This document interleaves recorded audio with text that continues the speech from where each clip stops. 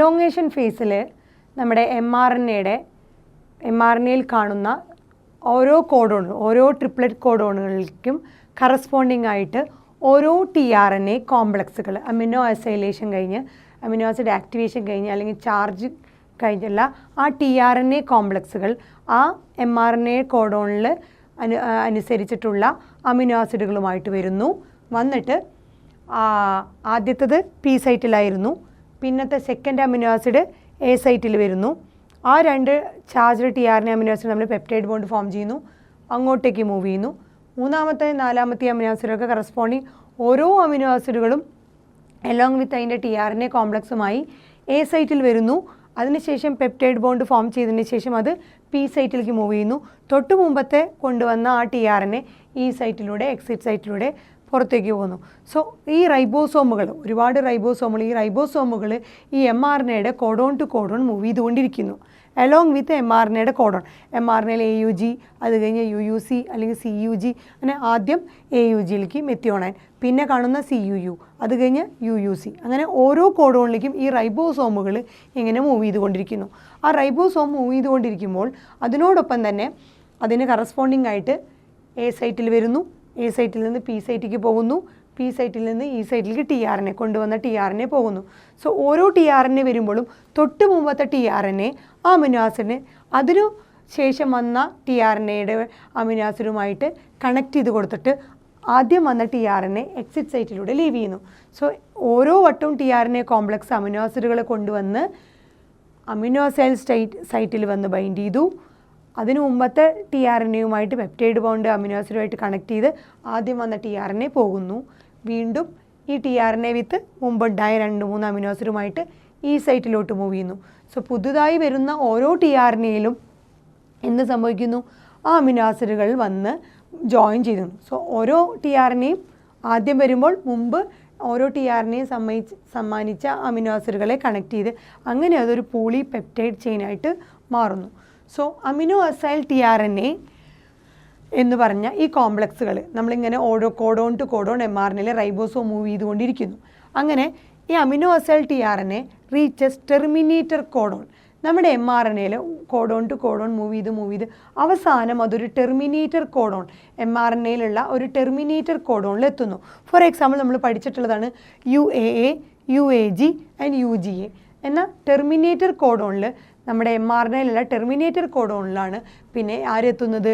നമ്മുടെ amino acyl tRNA reach ചെയ്യുന്നു. So terminator കോഡോണിൽ എത്തിക്കഴിഞ്ഞാൽ അതിൻ്റെ അർത്ഥം it is the time to stop protein synthesis. Protein synthesis അല്ലെങ്കിൽ ട്രാൻസ്ലേഷൻ സ്റ്റോപ്പ് ചെയ്യേണ്ട സമയമായി. അതിനാവശ്യമുള്ള ഇൻഫർമേഷൻ അനുസരിച്ചുള്ള കോഡഡ് ആയിട്ടുള്ള ഇൻഫർമേഷൻ പ്രോട്ടീനായി മാറിക്കഴിഞ്ഞു. ഇനി പ്രോട്ടീൻ സിന്തസൈസ് ചെയ്യേണ്ട ആവശ്യമില്ല, ഇനി അമിനോ ആസിഡിനെ ആഡ് ചെയ്യേണ്ട ആവശ്യമില്ല എന്നർത്ഥം. So chain termination, polypeptide chain terminated ആവുന്നു. ടെർമിനേഷൻ കോഡോണിൽ എത്തിക്കഴിഞ്ഞാൽ പ്രോട്ടീൻ സിന്തസിസ് നടക്കുന്നില്ല, അമിനോ ആസിഡ് വീണ്ടും ആഡ് ചെയ്യപ്പെടുന്നില്ല. സോ പോളിപെപ്റ്റൈഡ് ചെയിൻ ടെർമിനേഷൻ നടക്കുന്നു. പോളിപെപ്റ്റൈഡ് ചെയിൻ ടെർമിനേറ്റ് ചെയ്യുക എന്ന് പറഞ്ഞർത്ഥം release of free polypeptide chain. അതുവരെ ഉണ്ടായ ലാസ്റ്റ് ഫോം ചെയ്ത ആ tRNAയുടെ കൂടെ അതിന് മുമ്പ് tRNA കൊണ്ടുവന്ന അമിനോ ആസിഡുകളൊക്കെ കണക്ട് ചെയ്ത് ഒരു പോളിപെപ്റ്റൈഡ് ചെയിനായിട്ട് മാറിയിട്ടുണ്ടാവും. ആ പോളിപെപ്റ്റൈഡ് ചെയിനുകൾ എന്ത് ചെയ്യുന്നു? അവിടെ നിന്ന് റിലീസ്ഡ് ആവുന്നു. ആ പോളിപെപ്റ്റൈഡ് ചെയിൻ എന്ന് പറയുന്നത് അമിനോ ആസിഡ് സീക്വൻസുകളുള്ള ആ പോളിപെപ്റ്റൈഡ് ചെയിൻ അവിടെ നിന്ന് റിലീസ് ചെയ്യുന്നു. അതിന് സഹായിക്കുന്നവയാണ് റിലീസ് ഫാക്ടേഴ്സ് അല്ലെങ്കിൽ RF ഫാക്ടേഴ്സ് ആണ്.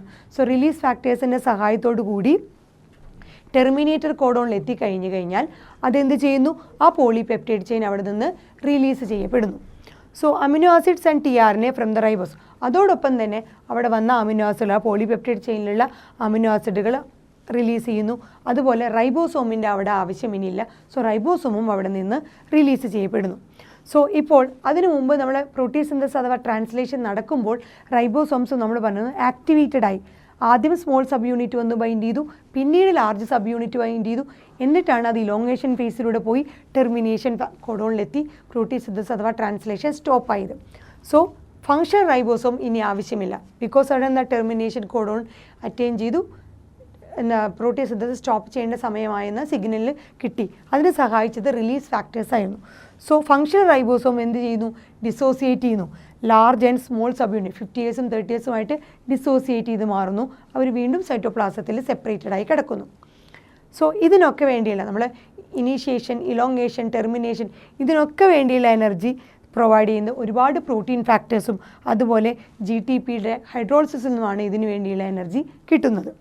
സോ നമ്മുടെ mRNAയിൽ ഈ പറഞ്ഞ പ്രോട്ടീൻ സിന്തസിസ് സഹായിക്കുന്ന mRNAയിൽ നമ്മൾ പറഞ്ഞ ഇനീഷ്യേറ്റർ കോഡോൺ അതുപോലെ അവിടെ നിന്ന് സ്റ്റാർട്ട് ചെയ്ത് ടെർമിനേറ്റർ കോഡോണിലെത്തി ട്രാൻസ്ലേഷൻ സ്റ്റോപ്പ് ചെയ്യുന്നു. റിലീസ് ഫാക്ടേഴ്സിൻ്റെ സഹായത്തോടു കൂടി പോളിപെപ്റ്റൈഡ് ചെയിനുള്ള അമിനോ ആസിഡ് സീക്വൻസ് റിലീസ് ചെയ്യുന്നു, റൈബോസോം റിലീസ് ചെയ്യുന്നു. ഈ റൈബോസോമിനെ ലാർജും സ്മോൾ സബ് യൂണിറ്റുകളും സെപ്പറേറ്റഡ് ആയി മാറുന്നു. ഇനി mRNAയുടെ ആ 5' എൻഡിന് മുമ്പും അതുപോലെ 3' എൻഡിന് ശേഷവും, അതായത് സ്റ്റാർട്ട് കോഡോണിന് മുമ്പും സ്റ്റോപ്പ് കോഡോൺ കഴിഞ്ഞ ശേഷവുമായിട്ട് കുറച്ച് അഡീഷണൽ സീക്വൻസുകളുണ്ട്. ആ അഡീഷണൽ സീക്വൻസ് ട്രാൻസ്ലേറ്റ് ചെയ്യപ്പെടുന്നില്ല. ആ അഡീഷണൽ അവിടെയുള്ള സീക്വൻസുകളെ നമ്മൾ ട്രാൻസ്ലേറ്റ് ചെയ്ത് ഒന്നും തന്നെ മാറ്റുന്നില്ല. ആ സീക്വൻസുകളെയാണ് അൺട്രാൻസ്ലേറ്റഡ് റീജിയൻ. സോ ട്രാൻസ്ലേറ്റ് ചെയ്യാത്ത ആ റീജിയൻസ് ഉണ്ട് mRNAയിൽ. അവയെ നമ്മൾ അൺട്രാൻസ്ലേറ്റഡ് റീജിയൻ അഥവാ UTRS എന്ന് പറയുന്നു. ഇവരുടെ ആവശ്യം എന്നാൽ ട്രാൻസ്ലേഷൻ എഫിഷ്യൻ്റായിട്ട് നടക്കണമെങ്കിൽ ഈ UTR അഥവാ അൺട്രാൻസ്ലേറ്റഡ് റീജിയൻ്റെ ആവശ്യമുണ്ട്. സോ ആ അൺട്രാൻസ്ലേറ്റഡ് റീജിയൻ കാണുന്നത് ബിഫോർ ദ 5' എൻഡ്, mRNAയുടെ 5' എൻഡിന് മുമ്പായിട്ടും അതുപോലെ 3' എൻഡിന് ശേഷവും, അതായത് പറയുമ്പോൾ സ്റ്റാർട്ട് കോഡോണിന് മുമ്പായിട്ടും സ്റ്റോപ്പ് കോഡോണിന് ശേഷവും കാണുന്ന ആ കുറച്ച് സീക്വൻസുകളാണ് അൺട്രാൻസ്ലേറ്റഡ് സീക്വൻസ് എന്ന് പറയുന്നത്. ട്രാൻസ്ലേറ്റ് ചെയ്യപ്പെടാത്തത്, ട്രാൻസ്ലേഷൻ പ്രോസസ്സിനെ എഫിഷ്യൻ്റ് ആക്കാനായിട്ട് സഹായിക്കുന്ന ചില റീജിയൻസാണ് അത്. അതുപോലെ തന്നെ നമ്മുടെ ഒരുപാട് റൈബോസോംസ് ഈ പറഞ്ഞ സിംഗിൾ mRNAയിൽ കണക്ട് ചെയ്യുമ്പോൾ നമ്മൾ വിളിക്കുന്ന പേരാണ് പോളി റൈബോസോം അഥവാ പോളിസോം.